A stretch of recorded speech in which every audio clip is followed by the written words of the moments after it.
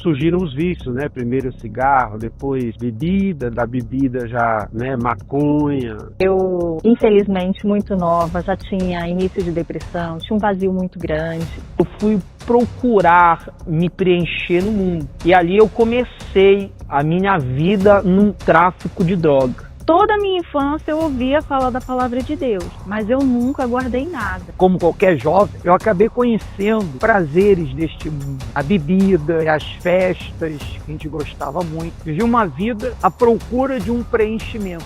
Vendo meus pais brigarem, muita discussão, muita briga dentro de casa. E com isso eu era uma menina muito triste. No meio disso tudo, né, dos problemas de casa, eu procurei buscar nas amizades lá fora. Mas Eu escolhi dizer: envia-me a mim. A minha maior preocupação todos os dias era como que eu vou continuar cumprindo o meu chamado.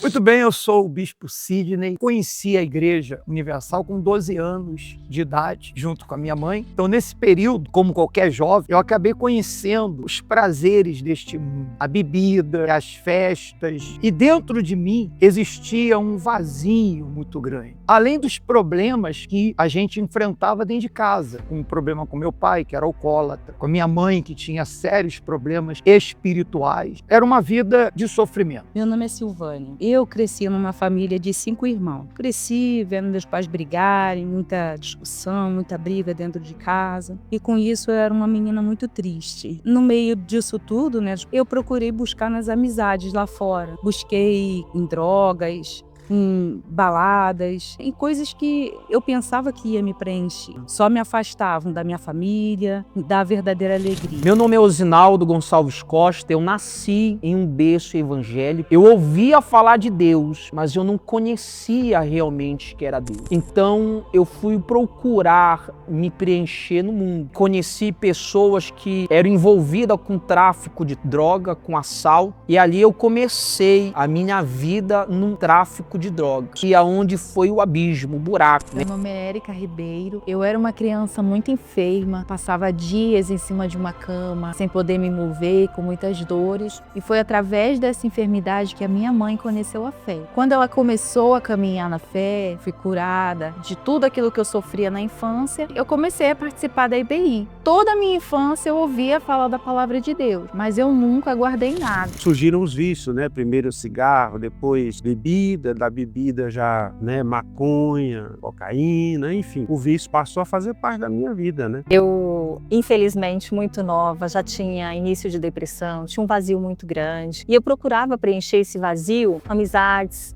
com festas, até com bebidas, né, cigarros. E tudo isso era para quê? Para preencher aquele vazio da minha alma. E infelizmente só aumentava a minha frustração. E quando eu cheguei, de fato, até a igreja, eu me lembrei de quando eu ia na igreja criança, e um domingo, então, eu fui tocado. Eu me lembrei da igreja e eu falei, hoje eu vou voltar. E tomei essa decisão de voltar. E a minha mãe falou: não, eu não vou não, mas a Silvânia vai. Eu era uma menina triste, apesar de eu estar muito, e eu tinha muitas dores de cabeça. E aí ela me convidou e eu fui.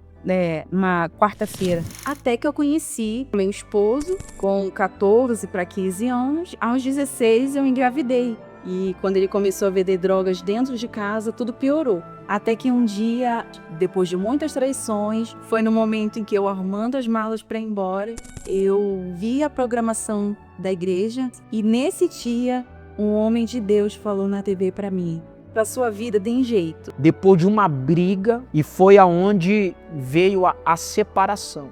Fui morar com a mãe. E foi desse momento aí que eu me encontrei no fundo de poço. E eu me lembrei que algumas vezes a Érica, minha esposa, me convidava para ir para a igreja. E quando eu me vi perdido sozinho, então eu me lembrei da igreja. Então, essa pessoa, né, que eu conhecia, ela sempre me convidava como uma forma de agradar e não dizer não mais uma vez. Falei, eu vou lá. E aí eu fui. E foi assim que eu cheguei na igreja, né? Fiquei 2 anos na igreja, que eu não tive um compromisso com Deus. Eu ia à igreja, participava até do Força Jovem, participava de campanhas, de reuniões, mas eu não me entreguei 100%, né? Quando eu entendi que para eu ter uma vida completa, o meu interior transformado, eu ter paz de verdade, ser feliz, eu me entreguei 100%, isso depois de 2 anos. Cheguei na igreja, busquei a Deus, ouvindo a palavra de Deus, eu então me libertei daquela opressão e tomei uma decisão, fez mudar completamente. Então eu tive o meu encontro com Deus,